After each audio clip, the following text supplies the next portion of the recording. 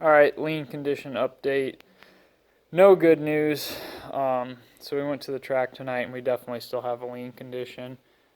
Put a new plug in the car and made the first pass. It actually knocked the tire off, so pedaled it, ran it to the 8th mile, shut it off, pulled the plug, read the plug, and the plug was definitely better than what they've been, but it was still lean.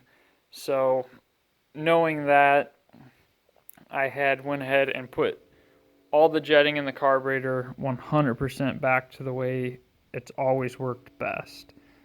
So ended up adding some jet back to it to get there. So I knew that would help with our lean condition. Didn't think it'd be a volume issue anymore because we have the new fuel pump, and basically put a new plug in it, pulled some power out of the car, ramped the boost in slower. The track was real slick, so we're having a bit of an issue there. Basically made the second hit, knocked the tire off again, made it about 1.5, 1.6 seconds out, and then knocked the tire off. I pedaled it again, ran it to the 8th, pulled a plug again. It was better, but still lean. So then I actually added just a little bit of jet in the rear, more than what we would normally have it at, just because the car was responding to jet. Once I did that, I put another new plug in it, let the car cool off, pulled even more power out of the car, so we're ramping boost in real slow, leaving real lazy. We left on 3 pounds of boost. It didn't knock the tire off this time, so we ran it out, and it felt decent from what I could tell. And the problem there is I had the car at a power level that I don't normally run it at. I had it at much less, and so it's kind of hard for me to tell, is the car feel good or does it feel lazy, because this is less power than what I normally run it at. So it felt okay from what I could tell, and then it kind of changed, and I didn't feel it nose over, but what I did feel is the car come alive, and I'm like, whoa, okay, so that tells me something. It had to have nosed over because it just came alive. At that point, that was right at the end of the track there, and I lifted right after it came alive there. I was like, whoa, kind of, what happened? It just came alive. Well, if it just came alive, it must have been running out of fuel, and about that time I let off, coast through the traps. At that time I noticed some oil on the windshield and a little bit of smoke, and we got problems. So it definitely went lean again. It laid over again. I noticed it when it came back alive. We pushed oil out of the breather. Kind of got oil all over. We got oil shot into the inlet of the turbo. Oil down underneath the car. There's actually oil dripping on the ground down there. So not a good scenario at all. We probably melted a piston. It just sucks. I don't know. I don't know what happened. It's definitely the same problem that we had. We replaced the fuel pump. We had the power valves rebuilt. I want to give Kevin at CSU a shout out. I called him at the track. I was pretty upset. I'm pretty upset right now. And he walked through everything to check, and kind of we're on the same page. Everything seems good. Everything checks good, but we're running out of fuel. So it's got to be either a pump or a regulator issue. It's not showing its head, though. The regulator's increasing pressure. The pump is brand new. We checked all the wiring to the pump. It's just crazy. This problem kind of developed out of nowhere. The cars always ran great with this combo, and now we're nosing over, running out of fuel. And I don't know. I'm kind of at a loss right now. I've done and checked everything I know to check. Kevin's kind of saying the same things that I'm thinking. It's either your regulator or your pump, but the problem is the pump checks good, the pump's new, and the regulator checks good. So nothing's sticking out. But we definitely got issues. Now we got big issues. I'm pretty upset. I know I'm gonna end up pulling the motor. To be honest with you, I'm probably gonna start pulling it tonight. Kevin told me to go ahead and do a compression check, but I'm not gonna feel good about running the car,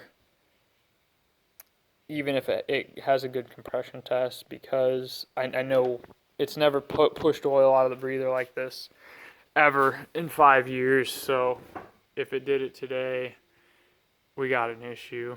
So yeah, I'll pull it apart and see what's going on. Whatever's wrong with the engine is an effect of the lean condition.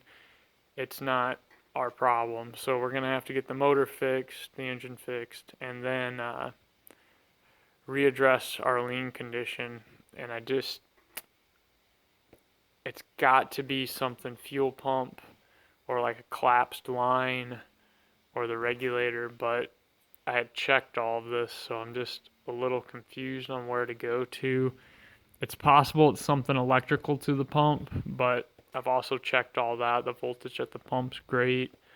Um, it is the strangest thing ever. It leaves the line, perfect air fuel. Um, it's just strange. It seems like mid-track it noses over, and then it just comes back alive. But when it noses over, I'll show you guys this plug.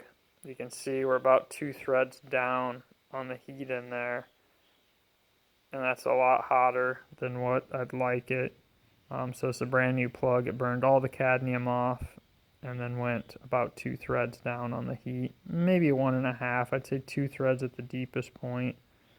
So it's not like crazy lean, but it's obviously enough to hurt it, and it's obviously a lot leaner than what I like to run it. The other strange thing is I was watching the wideband.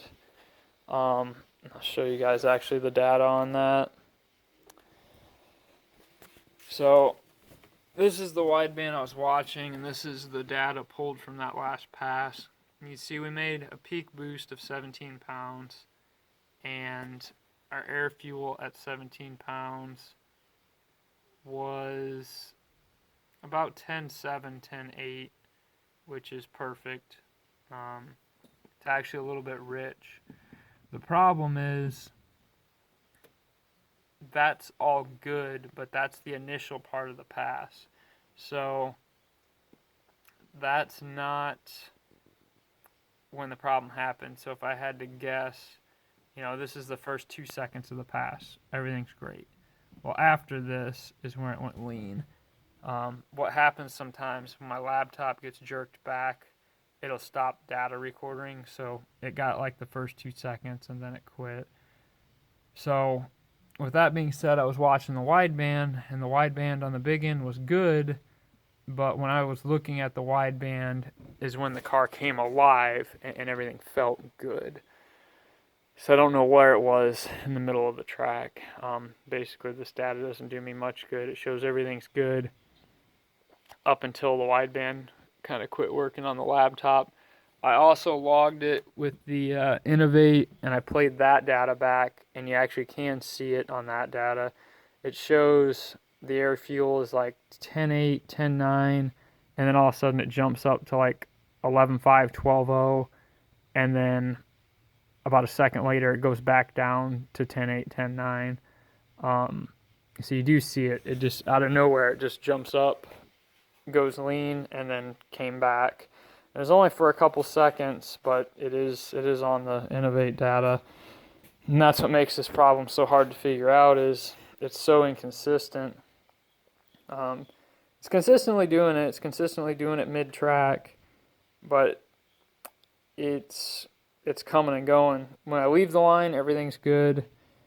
If I had to guess, I'd say somewhere around 500 foot is where we're having the issue, but at 1,000 foot, it's all good again. So definitely strange, kind of a little bit of a ramble on from me. I'm pretty upset, and I just wanted to update you guys and kind of, it's what drag racing's all about. You go through these ups and downs. Winners never quit, so you got to push through it. I'm sure I'll get it figured out. this is just it's a tough bullet to swallow, or pill to swallow here. Um,